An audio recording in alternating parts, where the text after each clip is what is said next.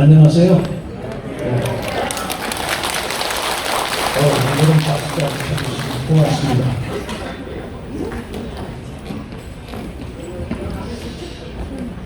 그 나무 그늘 밑으로 지나오는 순서는 했거든요. 근데 맞습니다. 오늘은 그 불포천 옆에 나무 그늘 밑으로 지나가도 푸텁지근하더라고요. 그러니까 굉장히 이제 본격적인 여름인 것 같습니다. 하여간 그 금년 여름이 굉장히 덥다고 하니까 건강 관리 잘 하시고 우리 학생 여러분이 건강하셔야 집안도 다 평안하실 것 같습니다. 건강하시기 바랍니다. 더위에 조심하시고요. 여러분 다 성함이 있으시죠? 성함, 성명. 성은 성이고 명은 이름이죠. 성과 이름이 있다. 그러니까 누구 이러면 아 나다 이렇게 알죠.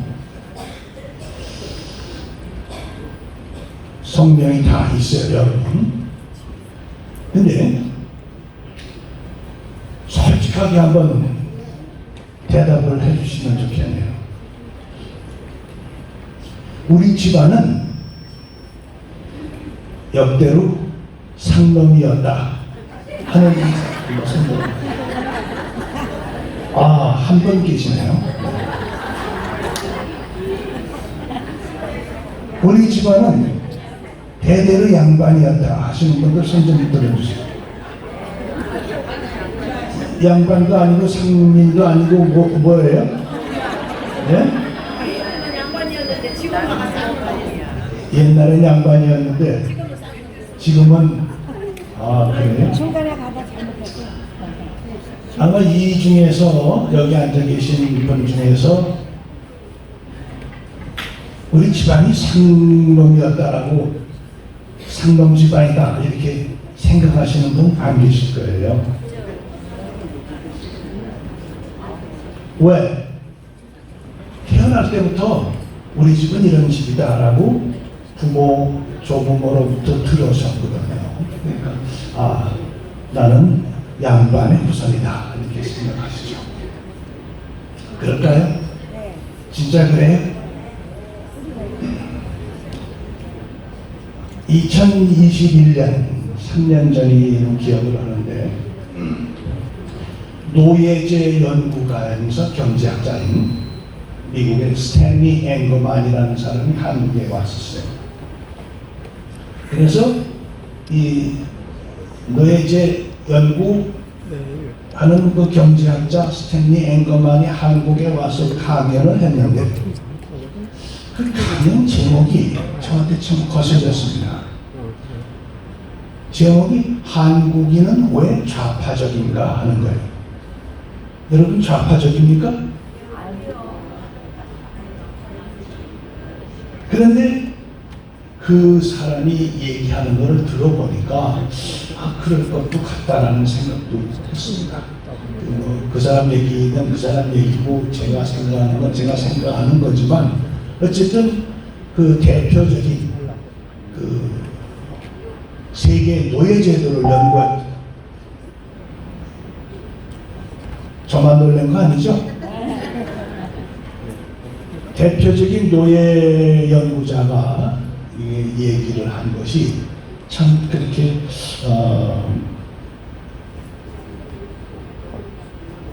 가슴에 생각을 하게 되더라고요.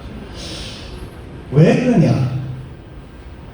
한국의 노예제도, 노비제도는 다른 나라하고 굉장히 다르다 이거죠. 노예라고 하는 것은 대개의 경우, 다른 나라의 경우는 다른 나라 외국을 침범해서 포로로 잡아왔죠. 그들을 노예로 써요. 그러니까 이방 민족을 노예로 쓴 겁니다. 침략을 해서 포로를 잡아와서 노예를 나눠줍니다. 그게 대부분 나라의 노예제도예요. 그런데 앵거만이 예고한 것처럼 우리나라는 독특하다 이거죠. 다른 나라에서 예를 찾아보기가 어렵다. 왜? 우리나라의 노비들은 같은 민족이다 이거예요. 이방 사람들이 아니고 같은 민족, 정서적으로도 이렇게 같은 그런 동질 민족을 노비로 썼다.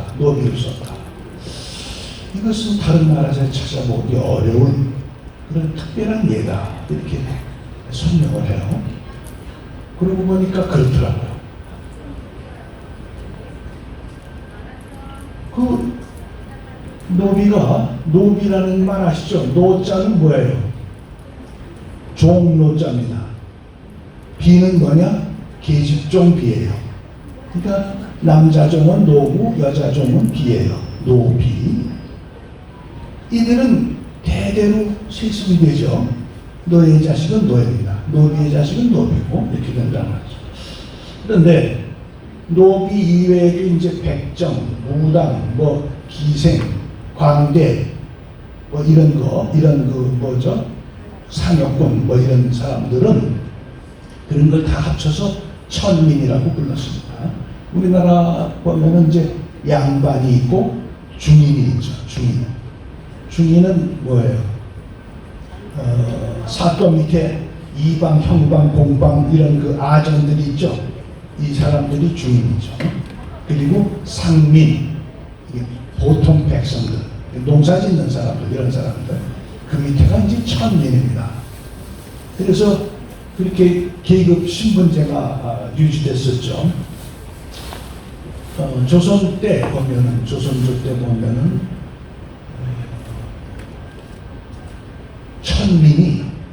천민이 전체 인구의 70%였습니다. 그 중에 노비가 40%를 포함한 70%가 천민이었어요. 그럼 한번 생각해 보자고요. 우리는 다 양반으로 알고 있지만 옛날 그때를 보면 70%는 다 천민이다 말이죠. 여기 100분이 계시면 70분은 조상이 천민이다 이렇게 생각해도 되죠? 우리는 그렇게 생각하지 않지만 통계적으로는 그래요. 그래서 이런 것이 아주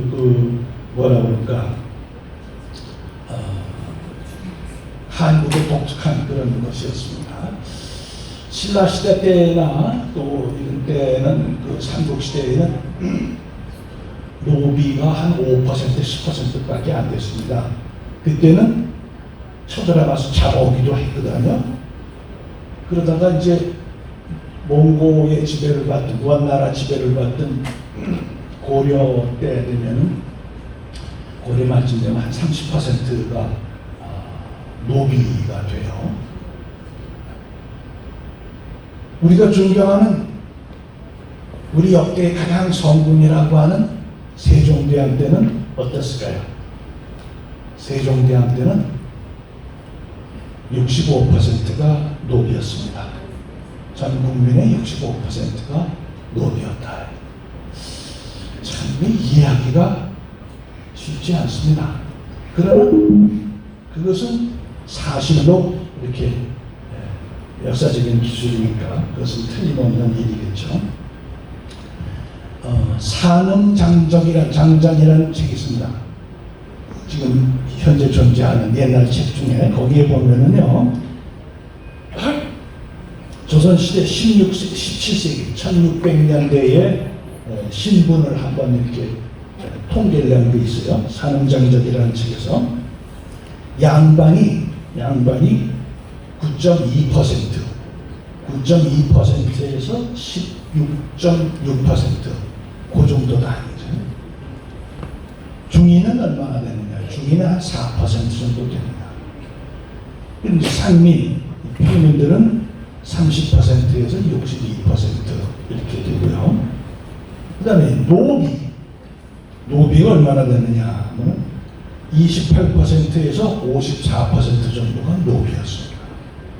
그러니까 조선의 성향이라는 학자가 있었는데 1600년대 이 사람이 조선 백성의 반은 노비다 이렇게 얘기한 적도 있어요. 그런 거 보면 거의 통계가 맞는 것 같습니다. 노비가 얼마나 많느냐, 굉장히 많았죠. 우리 그 사상에 아주 굉장히 뛰어난 분, 태두라고 하는 퇴계 이황 선생. 요즘은 그 퇴계학이 있더라고요. 퇴계올로지. 그래서 왜 그것도 퇴계학을 연구를 해요. 이 퇴계가 상속노비 받은 노비가 367명입니다. 그리고 제일 많았던 사람이 이맹년이라는 사람인데 757명의 노비를 갖고 있었어요. 그러니까 한 가족의 90%가 노비다 이렇게 볼 수 있는 거고 아주 흔했죠. 그래서 노비는 팔고 살 수 있죠. 노비 가격이 얼마냐? 굉장히 싸요. 조랑말 한 마리에 반값입니다. 그러니까 굉장히 싸죠. 흔하니까. 그래도 흔하면 싸지잖아요. 그래서 노비가 그렇게 싸게 거래되고 했다는 것을 알 수 있습니다. 그 통계를 봤는데 시대의 흐름에 따라서 한번 비교를 해보죠.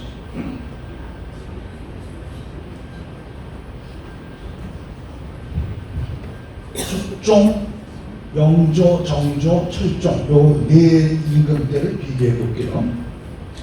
참 의미가 있어요. 숙종 1690년 숙종 아시죠? 장희빈 사건이 있었던 숙종 16년에 양반이 9.2%입니다. 9.2%, 상민이 53%, 천민이 37%였어요. 그러던 것이 정조 3년 한 40년 전에 1729년 숙종보다 한 40년 지났더니 영조 때요. 양반이 18.7%. 어떻게 됐어요? 숙종 때 9.2%에서 18.7%니까 2배로 늘었어요. 상민은 비슷해요. 54.7%에서 숙종 때나 영조 때나 비슷합니다. 천민은 숙종 때 37.1%였는데 영조 때 26.6%. 양반은 2배로, 천민은 10%가 줄었어요. 그 다음에 정조 때 영조의 손자죠. 사도세자의 아들 1783년 정조 7년 양반은 37.5%입니다. 그러니까 영조 때 18.7%에서 또 2배로 늘었습니다. 상민은 큰 변화 없어요. 57.5%. 그런데 천민은 5%. 이게 무엇을 뜻할까요? 1858년 철종, 강화도령 철종 시대입니다. 철종 9년에 양반은 70.3%. 그러니까 정조 때 또 2배죠. 그리고 상민은 숙종, 영조, 정조 때 별 변화가 없었는데 상민수가 28.2%로 줄어들어요. 이것은 뭘 의미해요? 상민들 중에서 또 양반으로 많이 할까? 근데 철종 때는 천민이 1.5%예요. 그러니까 양반은 늘어나고 천민은 줄어들고. 그래서 우리도 양반 대열에 좀 낄 수 있었다 하는 얘기죠. 네. 여러분도 그런 가능성이 있지 않을까 이렇게 생각을 합니다. 전체적으로 양반이 늘고 천민이 줄었다. 이런 것이 우리 이제 사회의 큰 변화였습니다. 이것은 왜 그러냐? 이제 조선 후기가 되면서요. 조선조 이제 후기가 되면서 자본주의라는 것이 좀 이렇게 만연해요. 그래서 이 돈을 많이 갖게 됩니다. 상민들도 또 이 모내기 방법이 개량이 돼가지고 땅이 있는 사람들은 분홍이 됐어요. 생산량이 증가해서 분홍이 됐어요. 그러니까 돈이 생겨, 천민들도 돈이 생겨요. 돈이 많으면 뭐가 갖고 싶어요? 권위를 갖고 싶죠. 그러니까 어떻게 해요? 돈 주고 호적을 삽니다. 호적을 사고 처음에는요, 이제 이름을 성을 지을 때도 처음에는 성을 지을 때도 어떻게 합니다? 좀 세력 있는 이런 집의 성은 피했어요. 그러다가 이제 점점 그런 성도 많이 가져오고 또 이제 본관을 바꿔요. 김씨라도 좀 안동 김씨라든가 이런 데는 세잖아요. 그러니까 그냥 다른 김씨였는데 족보를 옮기는 거죠. 그렇게 해서 자기 집안의 권위를 올리는 겁니다. 족보를 사고 팔고 했어요. 그리고 그 족보에다 자기 집안의 식소를 넣어달라고 돈을 바치고 이렇게 해요. 또 양반인데 족보는 있는데 가난해요. 돈이 없어요. 족보를 팔아요. 돈 많은 사람 상민들이 삽니다. 해가지고 거기에다가 자기네 식소를 다 올려가지고 저희 집안도 그렇게 된 것이 아닐까, 여러분도 그렇게 된 것이 아닐까 이런 생각을 하게 됩니다. 그러니까 어쨌든 간에 이 노비가 그렇게 많다가 철정때 1.5%가 됐듯이 조선 말이 되면서 노비가 이제 점점 사라지게 됩니다. 1894년에 갑오개혁이 있었죠. 그때 그 갑오개혁 때 신분제가 철폐가 됩니다. 또 그 전에 순조임금이 노비 책을 다 불살르라고 그래요. 근데 노비에는 공노비도 있고 상업비도 있거든요. 공노비는 관청에 소속되어 있는 그런 노비들입니다. 상업비는 개인이 갖고 있던 노비거든요. 그런데 이제 그 순조가 불살르라고 했던 노비안은 그것은 공노비였던 거고요. 1894년 갑오개혁에는 신분제를 폐지를 했습니다. 그래도 폐지를 했어도 어때요? 노비들이 살 수가 없어요. 왜? 땅 한마디가 없거든요. 그러니까 그냥 살던 대로 살아야 된다는 거죠. 그런 것이 참 안타깝지만 그렇게 됐습니다. 결국 노비제가 완전히 없어진 것은 일제시대입니다. 일제시대 때 완전히 이제 없어졌어요. 그래도 해방된 뒤에도 노비처럼 있었던 사람, 예를 들어서 전남 지방이 많았는데 전남에는 큰 대농들이 많잖아요. 그 농사 지려면 사람이 많이 필요하니까 5명, 10명들 이런 분들이 있어요. 그래서 그렇게도 유지가 됐었지만 어쨌든 노비제가 완전히 없어짐으로써 이제 국민들은 환호하게 됐죠. 아, 나도 양반과 같은 행동을 하고 할 수 있다. 이건 얼마나 좋은 일입니까. 그래서 그랬던 것이었습니다. 그런데요, 전에도 한번 말씀드렸던 적이 있는데 이런 개인적인 노비뿐만이 아니라 조선이라는 나라는 국가 자체가 노예처럼 지냈죠. 명나라, 청나라 이 두 중국의 임금들을 섬겼어요. 그러니까 왕도 명이나 청의 황제라고 그러니까 그 사람들이 인준을 해야 왕이 됐고요. 또 해마다 많은 조공을 바치죠. 물질만 보내는 게 아니라 사람도 보내요. 남자들은 거세를 해서 그리고 보내고 여자들은 그냥 잡아서 보냅니다. 그래서 그냥 그 심지어는요 양반집 딸들도 막 보냈어요. 그냥 집안이 난리가 나는 거죠. 그래가지고 그때 그렇게 막 보내고 그래서 이제 돈이 있고 좀 그런 양반들은 아버지나 아니면 노래비가 그 돈을 들고 와서 자기 동생을 다시 사오죠. 돌아온 청나라 끌려갔다가 돌아온 그 여자들을 뭐라 그래요? 돌아올 환자의 고향으로 돌아온 여자들 환향녀 그랬죠. 그것이 말이 변해서 천하비결비 환양년 이렇게 말이 변했다고 전에 한번 말씀드린 적이 있습니다. 이건 우리나라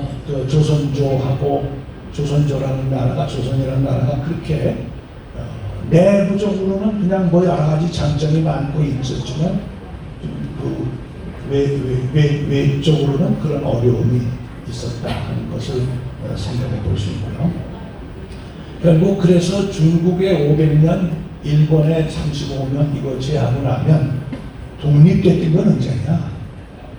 아주 이제 대한제국, 조선이 끝나면 대한제국 13년 그리고 이제 해방이 되고서 우리 대한민국이 건국된 대한제국 13년, 대한민국 76년입니다.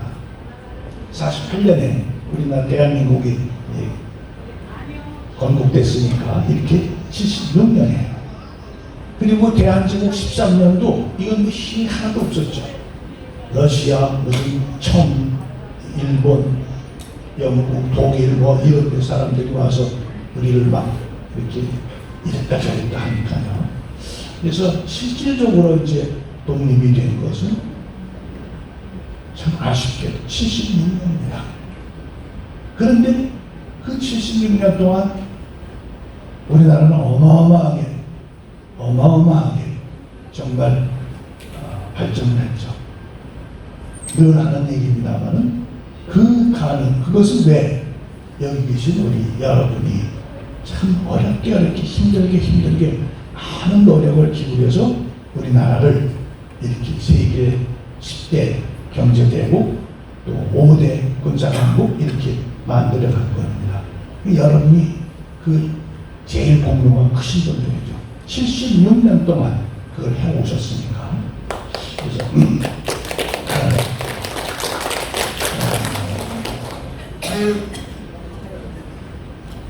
스탠리 앵거만이 하는 얘기는 왜 한국인이 좌파적이냐 이런 얘기를 했을 때 거기에 이런 얘기를 쭉 하면서 한국인이 그런 것을 오랫동안 노예 생활에 처져 있던 그런 노예 정신이 있었기 때문에 그것이 남아서 후대에 전해졌기 때문이다 이렇게 얘기를 합니다. 참 기분이 안 좋죠. 막 그런 말이 어딨어 이러지만 그 사람은 많은 자료를 가지고 얘기했기 때문에 틀렸다고 할 수는 없는 것 같습니다. 노예근성이라는 게 뭡니까? 노예근성이라는 거는 자기 주관이 별로 없죠. 시키는 데 익숙합니다.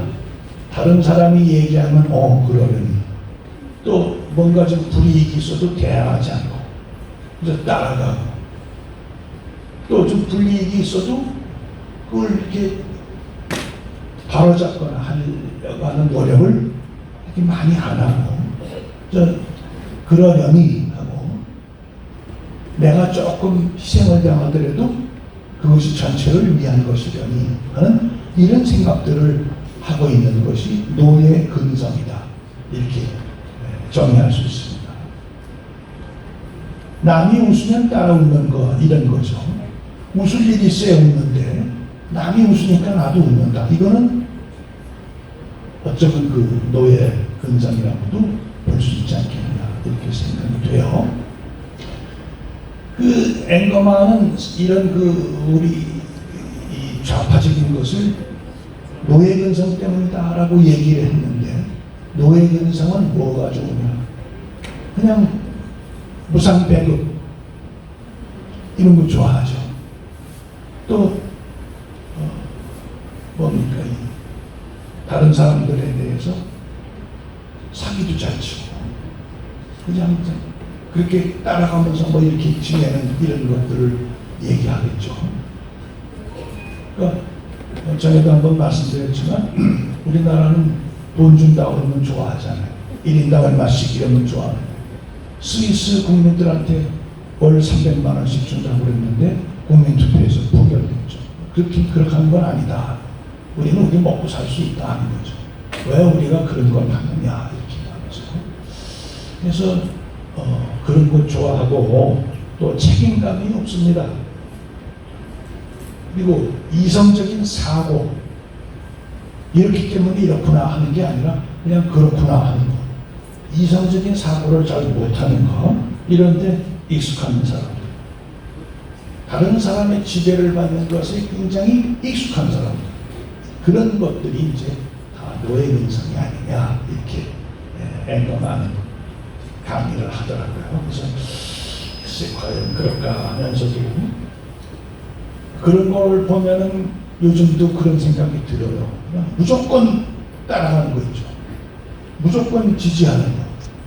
그 사람이 잘했나 못했나, 옳은가 틀린가, 또는 앞으로 발전적인가, 대한민국을 위하는 것인가, 자기를 위하는 것인가, 이런 거를 이성적으로 냉철하게 판단해서 저 사람이 좋다 이렇게 얘기를 하는 게 아니라 그냥 무조건 좋아하는 거, 읽고 이런 건 다 제가 볼 때 노예 근성 중에 하나 이렇게 생각합니다. 노예 근성의 반대가 되는 말은 뭐예요? 주인 정신이죠. 주인 정신. 그래서 우리는 주인 정신을 가지고 살아야 되겠다. 주인 정신을 가지고 사는 것만큼 중요한 게 없죠. 자, 그런데요, 앞으로 우리 여러분도 그랬고 지금까지 그래 오셨고, 또 앞으로도 우리 주인 정신을 가지고 이 나라를 더 발전시킬 수 있도록 마음으로도, 또 자녀나 후손주들을 통해서도, 주변 사람들을 통해서도 그렇게 해갔으면 좋겠습니다. 여러분은 지금 성명이 다 있다고 아까 말씀하셨는데, 옛날에는 노비들은 성명이 별로 없었죠. 성권이 없었어요. 이름을 잘 안 붙였습니다. 그런데 이제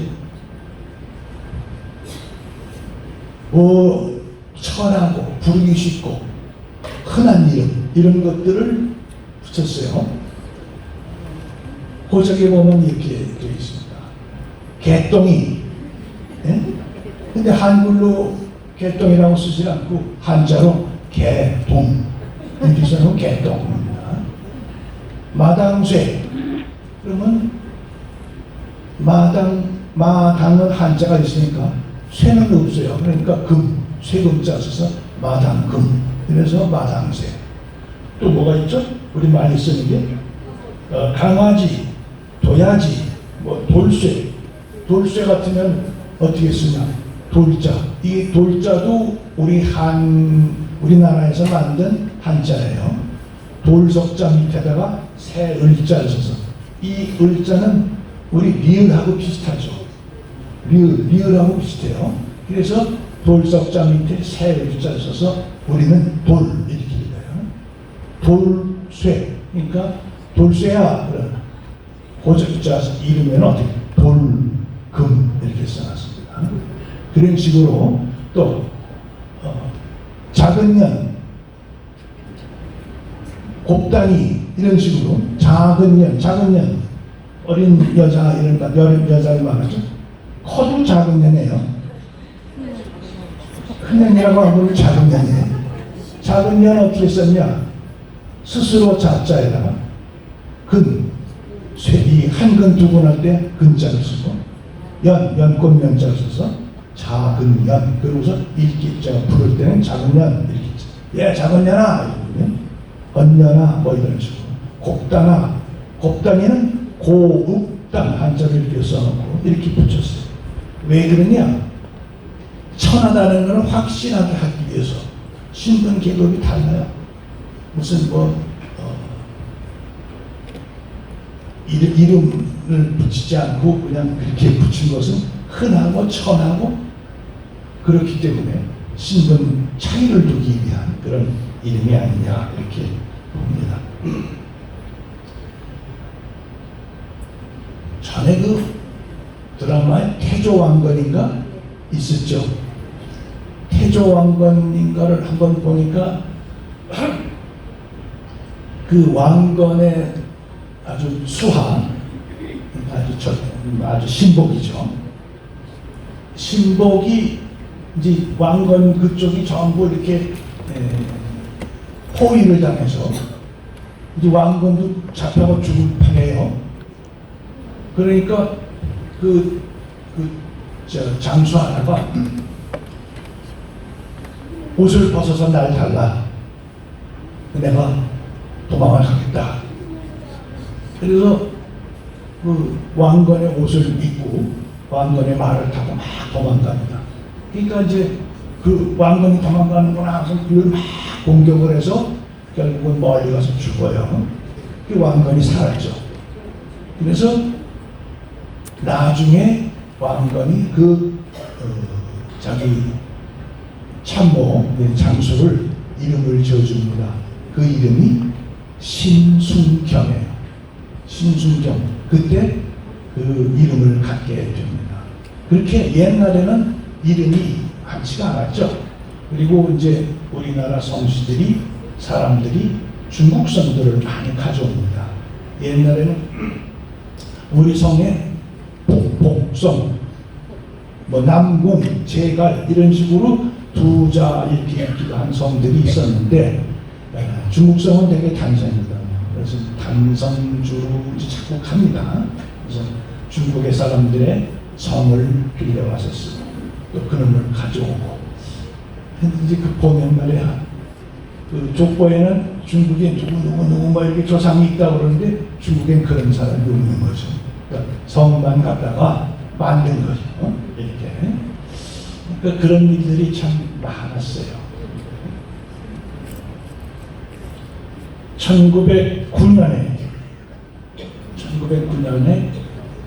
민족법이 시행됐습니다. 사람들은 다 올려라. 이렇게 해서 모든 사람이 성 그리고 본을 갖게 됐습니다.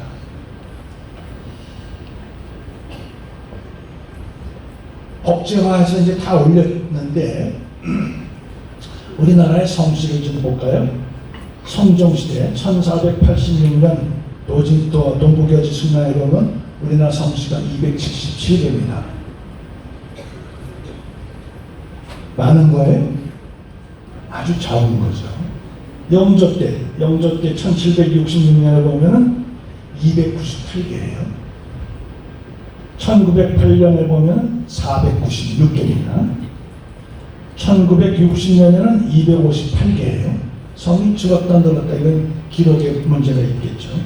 그러다가 2015년에는 5,382개입니다.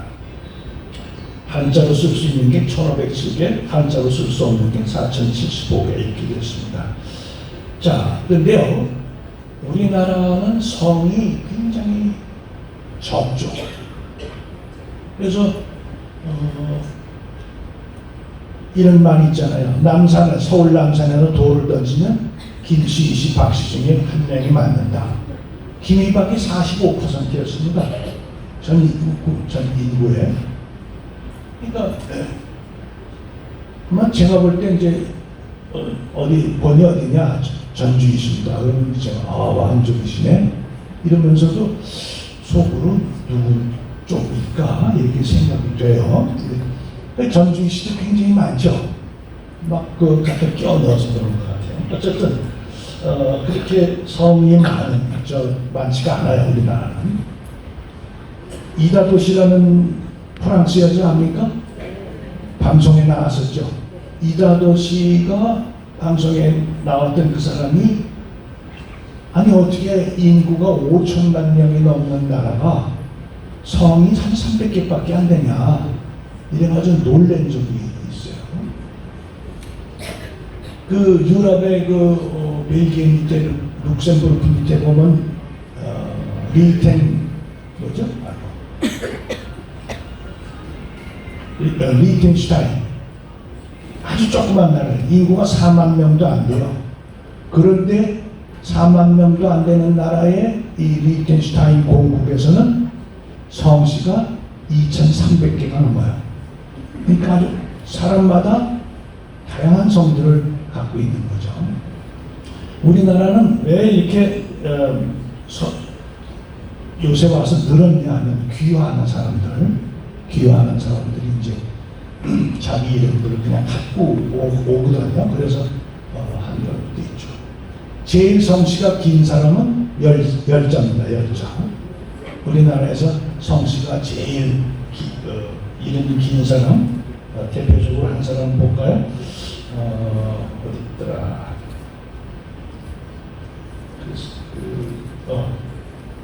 알렉산더 클라이브 대한, 알렉산더 클라이브 대한, 이렇게 열자가 성입니다. 또 한 사람이 있는데 읽기도 힘들어요. 그러니까 이게 성씨가 우리나라는 굉장히 좀 김이박 또 최정인가 이렇게 5성은 인구의 절반이 넘어요. 그래서 스포츠 중계하는 외국 방송에 스포츠 중계하는 사람들이 첫 번째 이름이 성이 비슷하니까, 그래서 얼굴도 비슷하고 그러니까 혼돈을 많이 한대요. 또 동남아에 가면요, 동남아의 상인들이 우리나라는 이제 김이박, 김씨가 제일 많다. 그러니까 지나가면 김 사장님 여기 싸요 이러면서 호객을 한다고 그래요.